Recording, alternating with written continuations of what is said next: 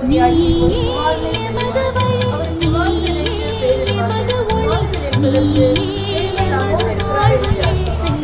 CC மண்புடை Easter ஆயுர்வேதத்தின் சார்பாக உங்கள் அனைவருக்கும் கிறிஸ்துமஸ் மற்றும் இனிய புத்தாண்டு நல்வாழ்த்துக்களை தெரிவித்துக் கொள்கிறோம்.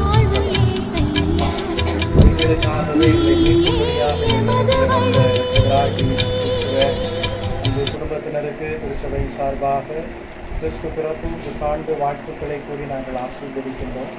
கடவுளை மட்டும் தந்திருக்கிற நல்ல வாழ்வுக்காக ஆசீர்வாதங்களுக்காக நாங்கள் நன்றி சொல்லுகிறோம். தொடர்ந்து கடவுளுடைய அனுக்கிரகம் கூட இருக்கட்டும். ஆண்டவரே, இந்த பண்டிகை காலத்தில் மன நிறைவையும் சந்தோஷத்தையும் கற்று தந்து நடத்துவீராக.